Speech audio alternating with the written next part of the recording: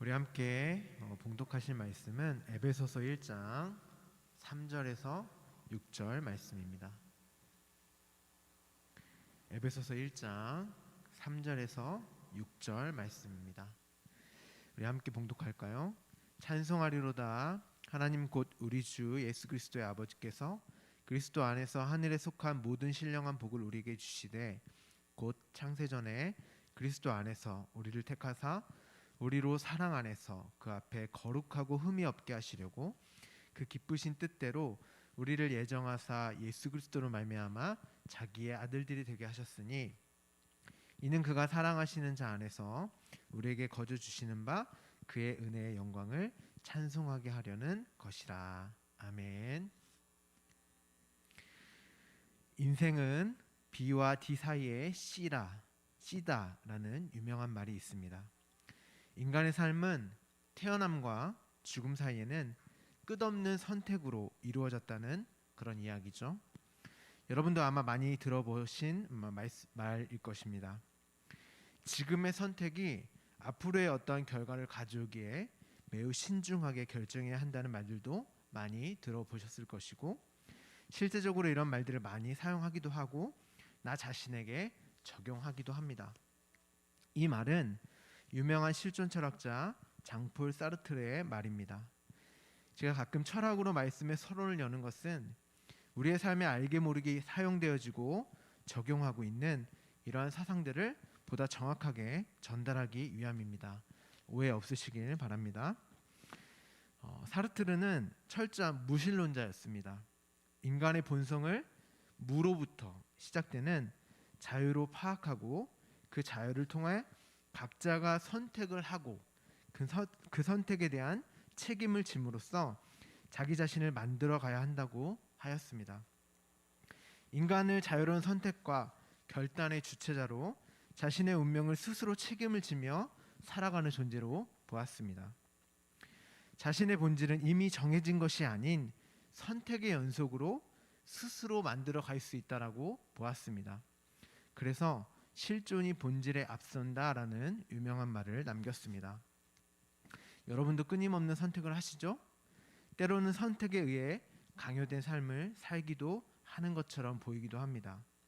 그래서 우리는 삶의 기로에서 고민을 하고 또 결단을 하고 결심을 하며 선택을 하고 노력을 하며 그에 따른 결과에 대한 책임을 집니다.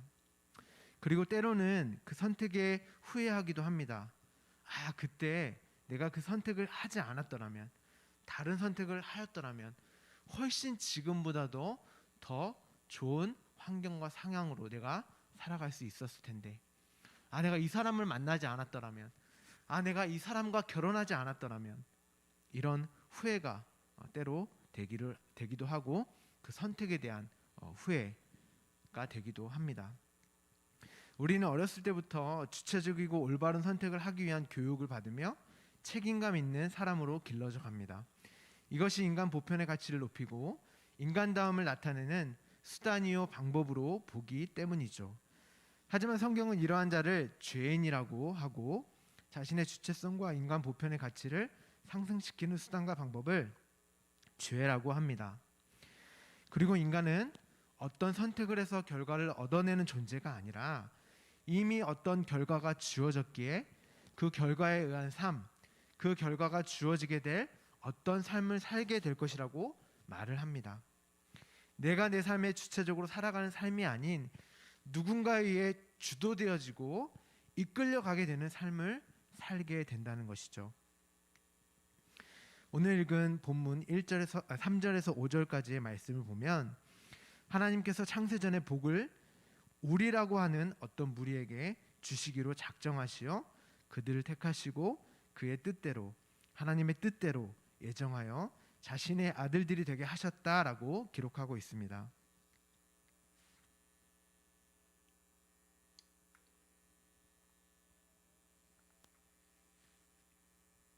여기서 사용된 시제가 부정과거 시제인데요, 이것은 과거의 어떤 시점에서 이미 종결되고 완료된 의미를 가지고 있습니다. 이 말은 이미 완료된 말이야, 그리고 이미 이루어진 말이야 라고 볼 수 있는 것이죠. 그러니까 이미 창세전에 하나님의 계획과 뜻 안에 선택이 되어지고 이루어지고 완료되어진 아들들이 있다는 것입니다. 아들들 하니까 여성분들 들으면 서운해하실 수 있는데, 여기서 사용된 아들은 어떤 생물학적 성별을 이야기하는 것이 아니라 하나님의 모든 자녀를 아들이라고 표현을 합니다. 그렇게 아들이라는 결과가 이미 주어진 무리가 있고요. 그 결과 아들됨이 어떻게 그들에게 주어졌는지에 대해 가르쳐지게 되는 삶이 그들 스스로가 아닌, 그들의 선택에 의해서가 아닌 누군가에 의해 주도적으로 이끌려 가게 된다는 것입니다. 앞서 말씀드린 자신의 선택과 그에 따른 책임으로 내가 아들됨, 그 아들이 된 것이 아니라 이미 완료된 아들됨이 주어지고 너희가 어떻게 아들이 되었는지를 하나님께서 가르치시는 것입니다. 그리고 그 삶을 통해서 내가 어떻게 하나님의 자녀가 되었는지를 알게 되고 인정하게 되는 것이죠. 그것이 성도의 삶이요, 교회의 목적이요, 저와 여러분의 존재의 이유인 것입니다. 하나님은 그 첫 번째 작업으로 그리스도 안에서 하늘에 속한 모든 신령한 복을 자신의 자녀들에게 주십니다. 복을 선포하시죠. 창세기 보면 1장부터 계속해서 복에 대한 이야기가 등장합니다. 그런데 여기서 사용된 히브리어 단어가 바라크인데요, 70년 헬라어로 찾아보면 복이란 단어의 어근은 말씀입니다. 로고스, 그러니까 복이라는 것은 단순히 우리의 육적인 필요, 정신적인 안정, 마음의 평안, 이런 것들이 주어지는 것이 아니라 말씀 그 자체를 말하고 있어요. 그런데 요한복음에서는 그 말씀이 뭐라고 말하죠? 예수, 이 땅에 말씀으로 오신 예수 그리스도를 말하고 있습니다. 그러니까 우리에게 복은 예수 그리스도, 하나님 자체가 복인 것입니다. 하나님 자신이 우리에게 내어주심이 우리에게 복인 것이죠. 또한 히브리어로는 바라크라는 단어가 사용된다고 말씀드렸죠. 이 말은 무릎 앞에 엎드리다라는 뜻입니다.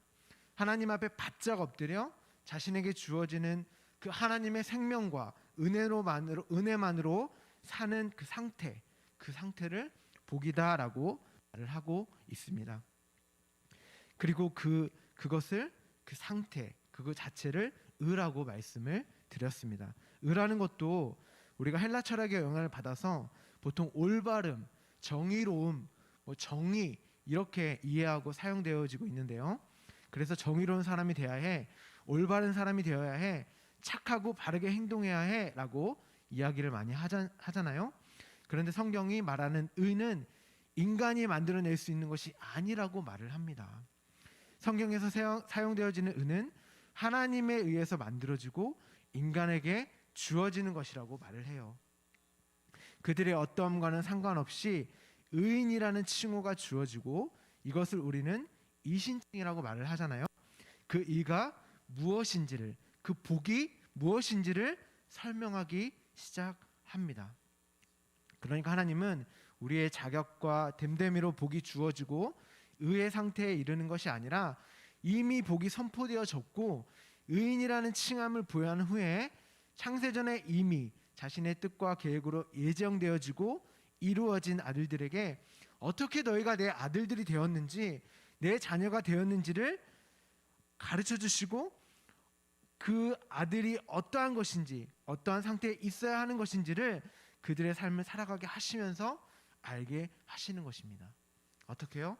하나님이 찾아가셔서 그와 함께 하시고 계속 쫓아다니시면서 그 사실을 가르쳐 주십니다. 하나님은 자신의 자녀로 하여금 반드시 그 하나님과의 올바른 관계, 그 의의 상태를 복으로 여기게 만들어 버리시는 것입니다. 왜요? 이미 창세전에 그렇게 예정하셨기 때문이에요. 하나님이 예정하시면 반드시 그렇게 이루어지고 있고 이루어졌고 이루어지게 되는 것입니다. 그것은 단순히 어떤 한 시점을 이야기하는 것이 아니라 과거, 현재, 미래를 전부 아울러서 이야기하고 있는 것입니다. 그러니까 우리는 이 역사를 통하여, 나의 삶을 통하여 하나님께서 이루시는 그 사실을 경험하게 되는 것입니다. 여러분의 선택과 결정으로 여러분의 삶이 결정되어지고 만들어지는 것이 아니라는 것이죠. 그렇다면 우리는 이런 질문이 들 수 있습니다. 왜 하나님은 그렇게 일을 하시는가? 왜 하나님은 일방적으로 본인의 뜻과 계획으로만 일을 하시는가? 왜냐하면 피조물, 즉 인간은 그 어느 누구도 하나님을 복으로 여기지 않으며, 아니 여길 수 있는 능력 자체가 없으며 의의 상태에 이를 수 있는 자격이나 행위조차도 내어놓을 수 없기 때문입니다. 로마서 3장 우리 10절에서 12절 우리 함께 봉독하도록 하겠습니다. 기록된 바 의인은 없나니 하나도 없으며 깨닫는 자도 없고 하나님을 찾는 자도 없고 다 치우쳐 함께 무익하게 되고 선을 행하는 자는 없나니 하나도 없도다. 여러분도 다 아시는 구절이죠. 성경은 우리의 상태를 이렇게 표현하고 있습니다. 의인은 없다, 깨닫는 자도 없다, 하나님을 찾는 자도 없다, 선을 행하는 자도 없다, 그 하나도 없다. 또 요한복음 1장 5절에서는 우리를 어떻게 표현하고 있는지 함께 보도록 하겠습니다. 빛이 어둠에 비치되 어둠이 깨닫지 못하더라. 요한은 우리를 어둠으로 표현하고 있습니다. 복이신 말씀에 이 땅에 오셨음에도 그를 복으로 여길 수 없는 상태, 깨닫지 못한 상태를 어둠으로 표현하고 있습니다. 그러니까 성경은 그 일, 우리가 하나님의 자녀가 되는 그 일, 그것은 인간 측에서는 도저히 불가능한 것이기에 온전히 하나님만이 하실 수 있는 일이며 그의 열심으로만 완성되어진다고 말을 하고 있는 것입니다. 하나님이 우리의 하나님이 되시는 것은 온전하게 하나님만이 하실 수 있는 일입니다. 그런데도 인간은 자신이 어떠한 상태인지도 모르면서 어줍지 않게 하나님만이 하실 수 있는 그 일에 도움이 되겠다고 나서고 있고, 자신이 그럴 만한 능력이 되고 자격이 있다고 생각하고 있는 것입니다. 그것이 선악과를 따먹고 선악의 주체자가 되어 자신의 열심을 하나님 앞에 내어놓는 자의 모습인 것입니다. 그것이 예수님 당시의 바리새인, 사두개인, 서기관 그리고 제자들까지의 모습이었습니다. 그리고 지금 우리의 모습이기도 합니다. 마치 교회가 인간답게 착하게 살아야 해, 바르게 살아야 하는 것을 독려하고 가르치는 곳으로 생각하기도 합니다. 또한 그렇게 해놓고 마치 하나님에게 칭찬받고 상급받고 내가 그만큼 성장했다고 자랑하는 곳으로 교회를 생각하고 그런 것을 추구해야 하는 곳이라고 말들을 합니다. 그리고 우리는 이렇게 바른 교회, 멋진 교회, 자랑스러운 교회라고 선전까지 하죠. 아닙니다, 여러분. 교회는 그러한 열심과 노력을 내어놓기 전에 우리가 어떠한 자인지를 먼저 알고, 우리가 어떻게 어디서 구원을 받았으며 어떠한 자리로 회복되게 되었는지를 그로 하나님의 열심과 하나님의 일하심으로 순복하고 하나님을 찬양하는 자로 지어져 가게 되는 것이지, 또한 하나님이 드러나는 곳이지 인간이 드러나는 곳이 아니란 것입니다. 그것을 놓치면 안 되는 것입니다. 우리 아브라함의 삶을 통하여서 좀 더 본격적으로 우리 함께 보도록 하겠습니다. 창세기 12장 1절부터 2절까지의 말씀입니다. 우리 함께 봉독하죠. 여호와께서 아브라함에게 이르시되 너는 너의 고향과 친척과 아버지의 집을 떠나 내가 내게 보여줄 땅으로 가라.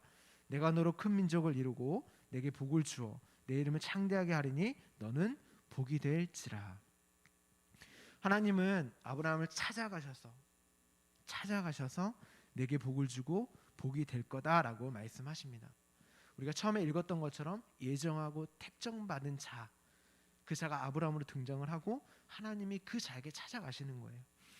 여기서 말하는 복이 앞서 살펴본 그 복이에요. 그러니까 하나님께서 주신다는 복은 하나님 자신이었어요. 하나님 그 자체를 말하고 있는 것입니다. 하나님의 아브라함의 하나님이 되어 주시겠다고 선포를 하시는 거예요. 그리고 아브라함이 복이 된다는 것은 하나님을 복으로 여기게 되어 그로 온전한 상태에 있게 되면 그 상태가 복이다라는 것입니다. 자신이 하나님으로부터 부여되어지는 것, 그 생명과 은혜로 자신의 존재됨을 확인하게 되는 것이고, 그로 하나님의 자녀됨 또한 확인되어지는 것이기 때문이죠. 하나님이 이렇게 먼저 그를 찾아가셔서 복을 선언하시는 것부터 시작하십니다. 그런데 그가 그 복을 복으로 여길 수 있는 상태가 아니었습니다. 왜냐하면 그는 어둠이었고 그는 죄인이었기 때문입니다. 하나님은 그에게 복을 선언하신 후에 그가 어떠한 자인지를 드러내신 일을 하십니다. 기근이 들자 애굽으로 내려가게 되고 자신의 아내를 누이로 속이기도 하며 세상 왕들과의 전쟁을 통해서 자신의 힘과 능력으로 승리하게 된 것이 아닌 오직 하나님에 의해서 이길 수 있는 전쟁이라는 사실 또한 배우게 됩니다. 이로 자신이 하나님의 말씀을 쫓아 사는 자가 아님이 드러나게 되고 하나님의 도움이 없이는 세상 속에서도 살아갈 수 없는 나약한 자의 모습으로 나타나게 되는 것입니다. 하지만 그러한 자신의 약함이 드러날 때마다 강함 되시는 하나님의 모습 또한 보게 됩니다. 그렇게 아브라함은 하나님이 나의 하나님이 되는 복을 배우게 되고 알게 되는 삶을 살아가게 되는 것입니다. 아브라함에게 있어 그 삶은 자신으로 가득 차 있던 삶에서 점점 하나님에 의해 밀려 내려가게 되고 비워져 가게 되어 하나님으로 채워져 가는 삶을 살게 되는 것입니다. 그렇게 만드시는 하나님의 능력을 경험함에 따라 하나님을 찬송하게 되어 좌로 우로 치우치지 않는 모습을 보이기도 하고 11조를 하는 모습을 보이기도 합니다. 그런데 하나님은 거기서 멈추시지 않으십니다. 우리 창세기 15장 1절입니다. 우리 함께 봉독할까요? 이후에 여호와의 말씀이 환상 중에 아브라함에게 임하여 이르시되 아브라함아 두려워하지 말라 나는 내 방패요 너의 지극히 큰 상급이니라. 하나님은 다시 아브라함에게 찾아가 내가 너의 방패다 상급이다라고 말씀을 하십니다. 또 한 번 선언하고 계시는 것이죠. 그것은 반드시 너로 하여금 나를 방패요 상급으로 여기게 하시겠다는 말씀인 것입니다. 하지만 아브라함이 이 말을 이해할 리가 없었습니다. 아브라함은 하나님이 나의 복이 되신다는 것을 이렇게 이해를 합니다. 창세기 15장 2절입니다. 아브라함이 이르되 주 여호와여 무엇을 내게 주시려 하나이까 나는 자식이 없사오니 나의 상속자는 이 다메섹 사람 엘리에셀이니이다. 우리가 흔히 성경을 읽고 복에 대한 개념을 내가 부족한 무엇을 채워주시려나? 내가 없는 무엇인가를 주시려나? 라고 생각할 때가 있습니다. 하지만 우리가 앞서 보았던 것처럼 하나님은 자신을 복으로 여기게 만드는 데 목적이 있다고 말씀을 드렸죠. 하나님이 내 방패요 상급이요 복이시라면 내가 없는 무엇인가를 주시려나 보다라는 그 아브라함의 생각을 당신이 나에게 찾아오셔서 약속하신 큰 민족과 말씀하신 자손이 있으려면 자신에게서 생산된 아들이 있어야 하지 않겠냐는 그 하나님께서 약속하신 그 언약의 대가를 요구합니다. 그렇게 안 하시면 자신의 종 엘리에셀이나 상속하겠다고 말을 합니다. 하지만 하나님은 아니다. 엘리에셀이 상속자가 아니라 내 몸에서 날짜가 내 상속자가 될 거야 라고 말씀을 하십니다. 이것을 단순히 아브라함이 원하는 것을 하나님이 주셨다라고 생각을 하시면 안 됩니다.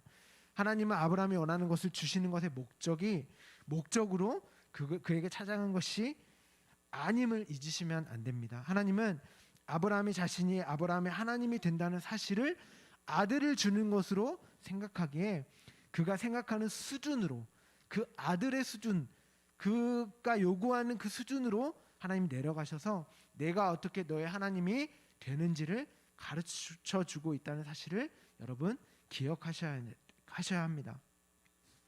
복의 실체는 하나님 자신이라고 말씀드렸죠. 그러니까 아들을 통하여서 하나님이 어떻게 아브라함의 하나님이 되는지를 가르쳐 주고 있는 것이죠. 창세기 15장 6절 말씀입니다.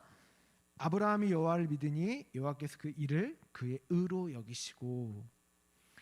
성경은 아브라함이 하나님을 믿었다고 이야기하고 그의 의로 여기십니다. 여기서 오해할 수 있는 것이 단순히 앞서 말씀드린 대로 그가 원하는 아들을 반드시 주겠다는 하나님을 믿었다는 것이 아닙니다. 그리고 여러분이 아시는 대로 아브라함이 그 약속을 믿지도 않았어요. 하나님이 다시 나타나서 내가 아들 줄 거야 했더니 아브라함과 사라가 다 비웃지 않습니까? 그게 믿는 건가요? 안 믿었어요. 오히려 아브라함은 자신을 더 믿습니다. 하나님이 자신에게 한 약속, 그 언약을 이루기 위해 하갈과 동침하여 자신이 생산해낸 이스마엘을 내어놓지 않습니까? 이 아들로 하나님이 말씀하신 그 언약, 그 약속을 이루시자 하고 자신의 능력과 자기의 행위로 내어놓은 그 아들을 하나님 앞에 떡하고 내어놓는 것입니다. 하나님의 일하심에 자신이 무엇인가를 할 수 있는 자로, 도울 수 있는 자로 서게 되는 것이죠. 그건 아니다라고 말씀하시지 않습니까? 왜요? 하나님은 아브라함을 자신이 아들이 되게 하기 위한 일이 아브라함의 도움으로 되는 것이 아니라 하나님만이 하실 수 있는 일인 것을 가르쳐야 하기 때문입니다.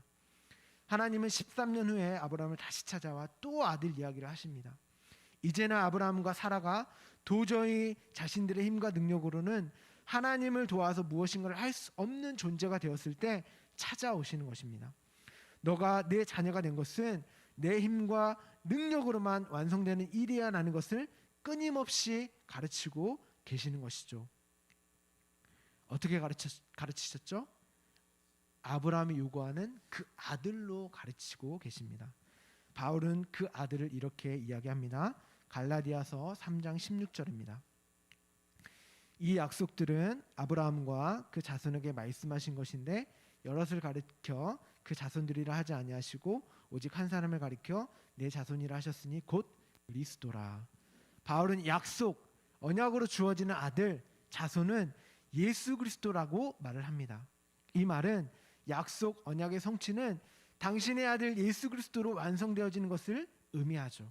내가 너의 하나님이 되고 너희가 내 자녀가 되는 것은 너희의 능력, 노력, 수고 그 어떠함으로 이루어지는 것이 아닌 하나님 측에서 나에 의한 하나님이 준비하신 하나님의 방법으로 완성하신다는 것입니다.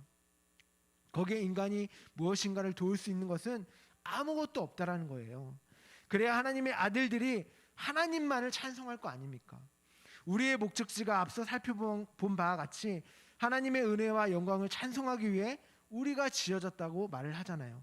우리가 하나님의 아들이 되는 것이 우리의 수고와 노력과 애씀으로 도움이 된다면 하나님도 찬송하고 우리 스스로도 또한 찬송하고 칭찬할 거 아니겠습니까?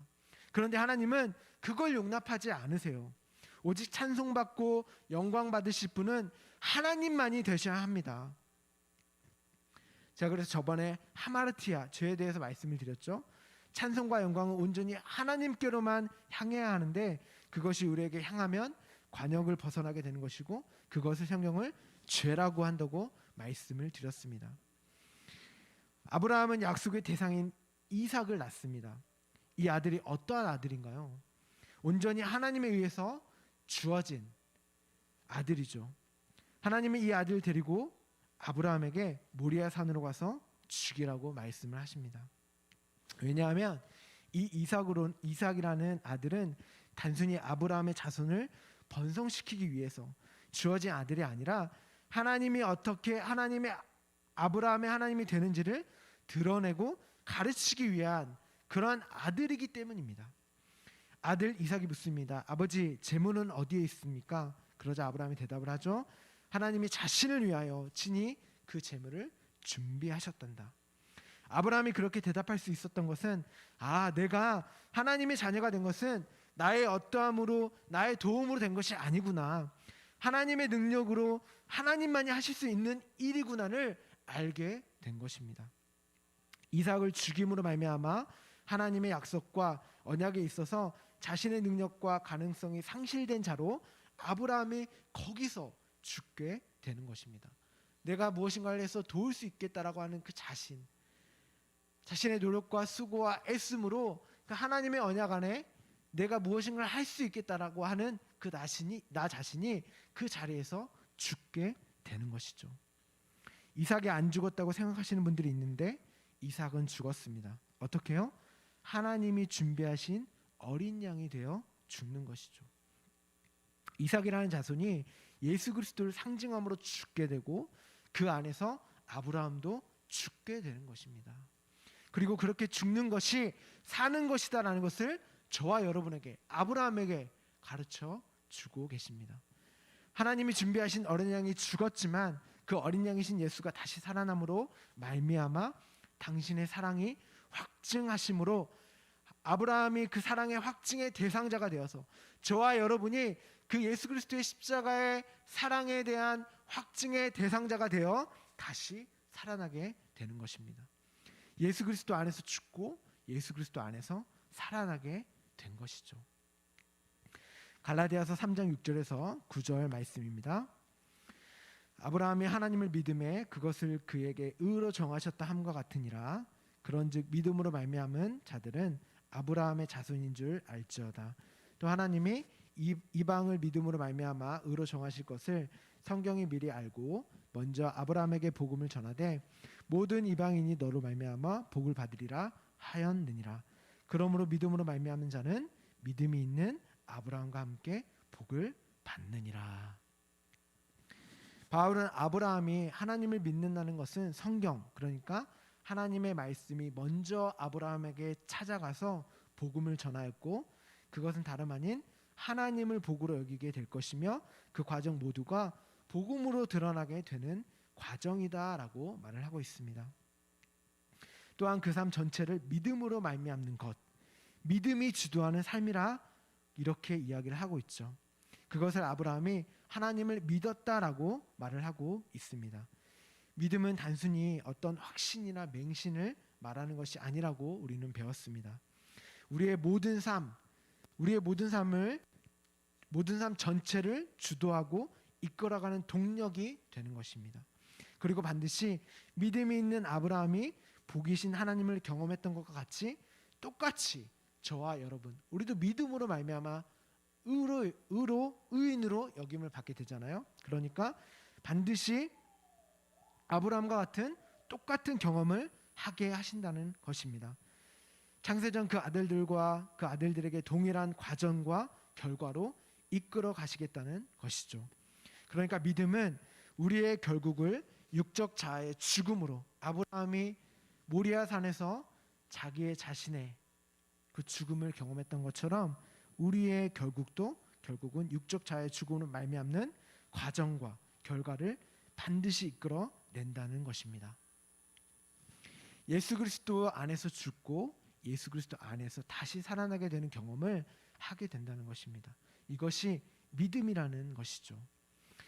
여러분, 하나님은 미쁘시다 할 때 미쁘다는 말이 무슨 말인지 아십니까?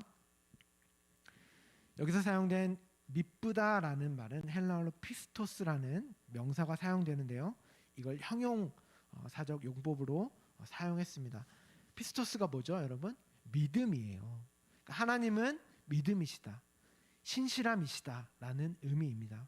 그러니까 히브리서에서 말하는 믿음이 주도해서 삶을 살게 되는 자들은 하나님에 의해, 그의 믿음에 의해 우리의 삶은 주도되어지고 이끌려가게 된다는 것입니다. 또 믿음은 선물로 주어지는 것이라고 하잖아요. 우리에게 주어지는 것도 하나님, 인도하시는 것도 하나님, 완성하시는 분도 하나님이라는 것입니다.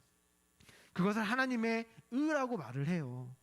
하나님만이 하실 수 있고 하나님만이 완성하시는 일, 그것을 하나님의 의라고 말을 합니다. 그리고 우리는 그 하나님의 의에 의해 믿음의 삶을 살게 되고 하나님의 의만 붙드는 자가 되어, 그 의만 붙드는 자가 되어 의인이라는 칭함을 받게 되는 것입니다. 아, 그렇군요.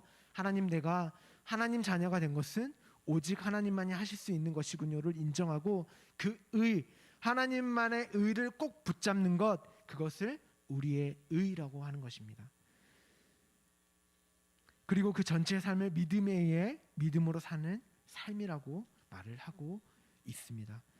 그리고 이 전체를 우리는 복음이라고 하는 것입니다. 로마서 1장 17절 말씀을 우리 함께 봉독하죠.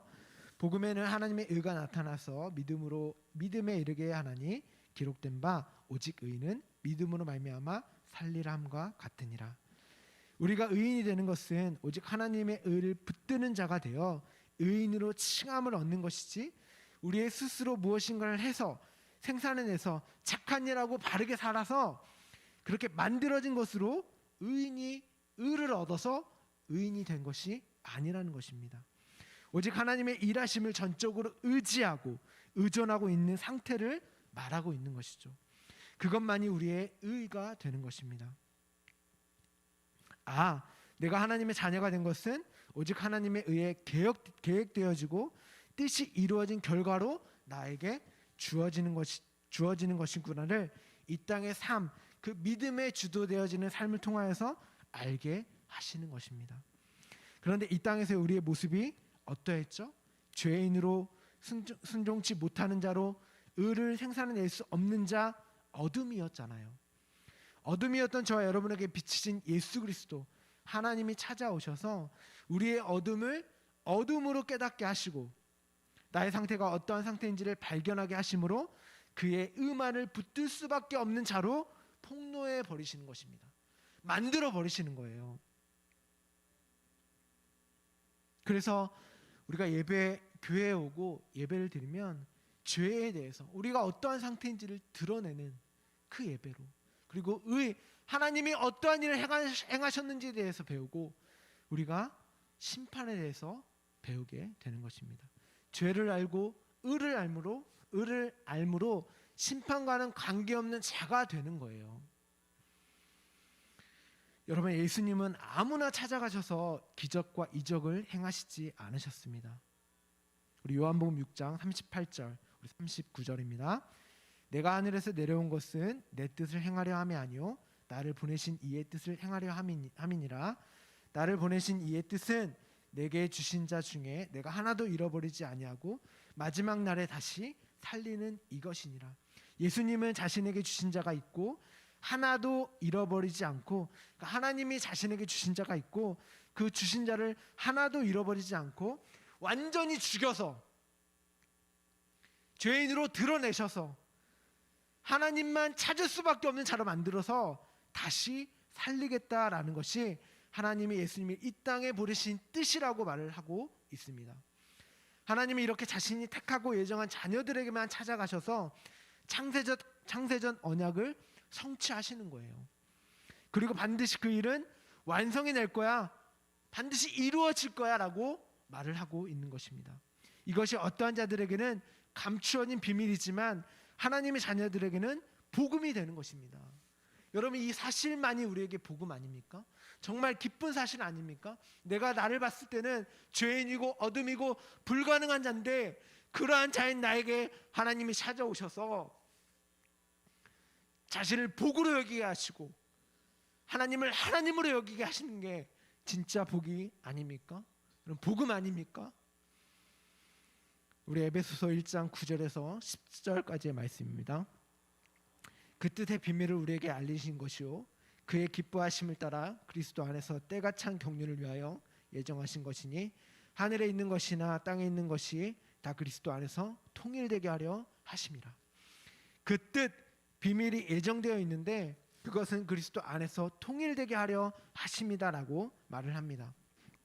여기서 말하는 통일되게 하신다는 것은 화해시키다, 묶다, 합치다라는 뜻입니다. 그러니까 우리의 본래의 모습, 하나님과의 온전한 관계로 회복시킨다라는 의미입니다. 하나님의 자녀의 모습으로 회복시킨다라는 것이죠. 누구 안에서요? 그리스도 안에서. 그것이 예정되어 있고 비밀이고 하나님의 뜻이라는 것입니다. 근데 그 비밀이 우리에게는 더 이상 비밀이 아니잖아요.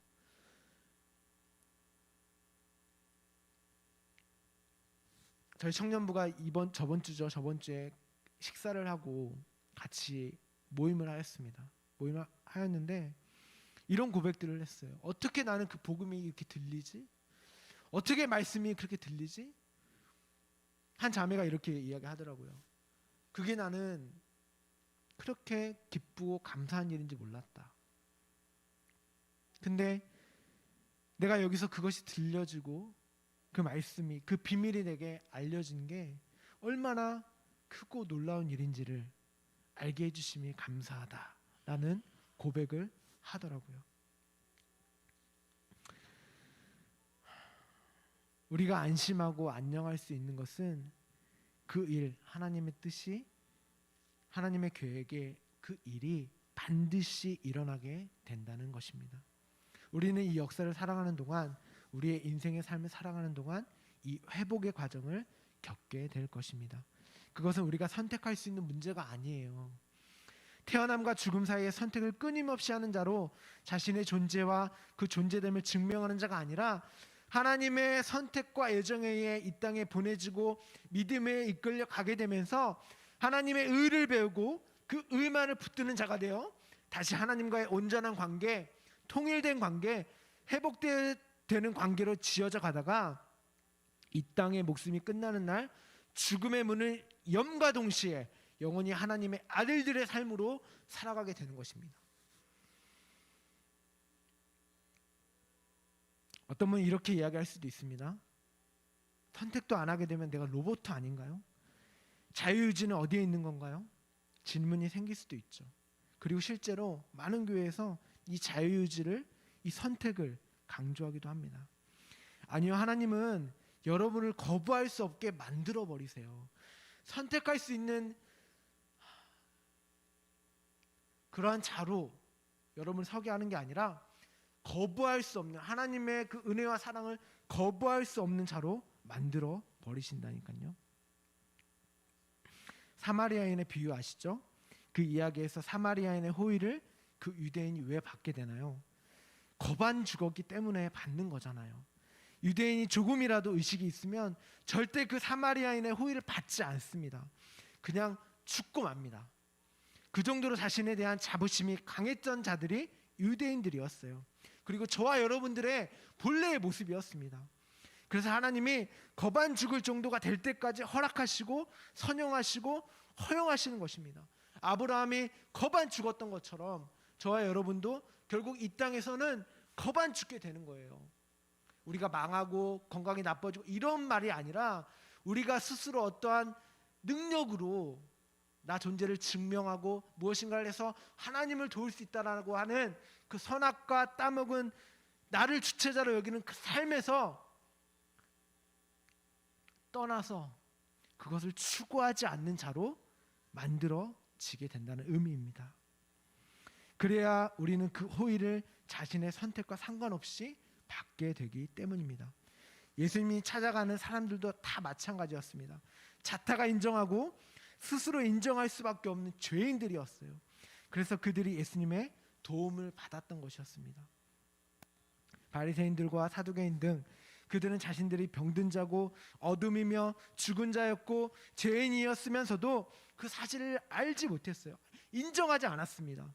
그러니까 예수님을 죽이려고 한 것이죠. 왜? 나의 행동과 나의 행동이 이렇게 같이 있는데 왜 그것을 무시하냐는 거예요. 저와 여러분들도 마찬가지입니다. 나 스스로가 어떠한 자인지를 너무 숨기지 마세요. 너무 감추지 마세요. 그리고 너무 자신의 죄 때문에 자신을 학대하지 마십시오. 우리가 그 죄가 아니고서야, 그 상태가 아니고서야 어떻게 하나님을 알며 어떻게 그 의를 붙들 수 있겠습니까? 어떻게 심판에서 벗어날 수 있겠습니까? 죄를 죄로 알고 반드시 그 의, 하나님 하신 일을 알게 되므로 그 의로 인해 심판에서 벗어나게 되는 거예요. 더 이상 죄와 상관없는 자가 되는 것입니다. 우리가 계속 죄에 대한 회개를 하잖아요. 너무나 감사하고 좋은 일이죠. 그런데 여러분이 계속 그 죄를 가지고 죄에 대한 고민과 나 자신을 자책하고 이러면 우리는 계속 자신을 자책하게 되고 끊임없이 자신에 대한 하나님 앞에서 자신의 모습에 대한 그런 후회만 남게 되는 것입니다. 근데 우리는 더 이상 하나님이 죄와 상관없는 자로, 그 의만 붙드는 자로 만들어 버리게 되는 것입니다. 예수님도 하나님이 전하라고 할 말만 전했으며 하나님이 하라는 대로 행했다고 말씀하십니다. 자유의지라고 하는 건 성경에 나오지도 않는 말이잖아요. 솔직히 우리가 선택을 한다고 하면 하나님을 선택합니까? 우리는 나를 위한 선택만 하지 않습니까? 우리는 나를 위해 살아가는 그런 존재예요. 그럼에도 세상을 이런 모습으로, 그런 선택하는 모습으로 하나님이 놔두시고 선용하시는 것은 인간들이 그 자기 선택, 자신을 위한 선택을 통해서 끊임없이 자신을 사랑하는 모습이 얼마나 더럽고 추악한 것인지를 보게 하시기 위한 것입니다. 그런데 어떤 자들에게는 하나님이 개입하셔서 그 시선과 사랑을 자기 자신이 아닌 자기를 죽기까지 사랑하신 그 사랑으로 하나님을 바라보는 자가 되는 것입니다. 여러분은 반드시 그 자리로 회복될 것입니다. 우리 마지막으로 에베소서 1장 11절 14절까지의 말씀을 봉독하고 마치도록 하겠습니다. 에베소서 1장 11절부터 14절까지입니다. 모든 일을 그의 뜻의 결정대로 일하시는 이의 계획을 따라 우리가 예정을 입어 그 안에서 기업이 되었으니 이는 우리가 그리스도 안에서 전부터 바라던 그의 영광이 찬송이 되게 하려 하심이라. 그 안에서 너희도 진리의 말씀 곧 너희의 구원의 복음을 들고 그 안에서 또한 믿어 약속의 성령으로 인치심을 받았으니 이는 우리 기업의 보증이 되사 그 얻으신 것을 속량하시고 그의 영광을 찬송하게 하려 하심이라. 여러분 너무 죄의 그 자리에 머무시면 안 됩니다.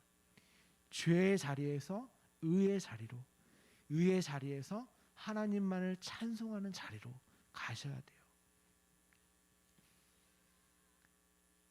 그 삶이 여러분에게 가장 복되고 값진 귀한 삶이 될 것입니다. 여러분 하나님을 찬송하고 하나님만 찬양하시기를 간절히 소원합니다. 제가 예전에 광주에서 사역할 때 갑자기 이 말씀 좀 드리고 싶어서 말씀을 드립니다. 광주에 사역할 때 그 담임 목사님이 저한테 이런 말씀을 하셨어요. 정돈도사는 너무 염세적이야. 왜 죄만 얘기해? 왜 우리의 불가능만 얘기해? 그래서 제가 너무 힘들었어요. 근데 그 교회에서 5년을 버텼습니다. 제가 그럼에도 딴소리를 할 수가 없었어요. 그런데도 저를 강대상에 세우시더라고요. 그러면서 새벽에 저를 따로 불러가지고 정돈도사, 우리 교회 교인들이 정돈도사 양인 것 같아? 저는 한 번도 저에게 그 강대상의 말씀을 선포할 때 제 양이라고 생각해 본 적이 한 번도 없거든요. 근데 저보고 정돈도사 양인 것 같아? 왜 그렇게 말씀을 전해? 왜 이렇게 염세적이야? 그럼에도 저는 그렇게밖에 말씀을 전할 수밖에 없었어요. 왜요? 여러분 진짜 이 세상에 가치가 있나요? 정말 이 세상에 어떤 가치가 있는 거 한번 생각해 보세요. 돈, 건강, 명예 그 자체로는 가치가 사실 없어요. 근데 왜 가치 있냐? 하나님을 경험하고 하나님을 만나고 죄로 여기게 되고 그 죄로 말미암아 의로 여기게 되고 그로 말미암아 찬송하게 될 때 이 세상 그 모든 게 가치 있게 되는 것입니다. 그러니까 진짜 가치는 가치 있게 살 수 있는 자들은요, 저와 여러분 하나님의 아들들밖에 없는 거예요. 제가 염세적인 게 아니라 진짜 가치를 여러분에게 말씀드리고 있는 것입니다. 이 땅에 왜 가치가 있는지, 왜 이 삶이 가치가 있는지, 그 삶의 가치를 누리시고 하나님만을 찬양하는 자로 지어져가는 저와 여러분 되기를 간절히 소망합니다. 기도하겠습니다.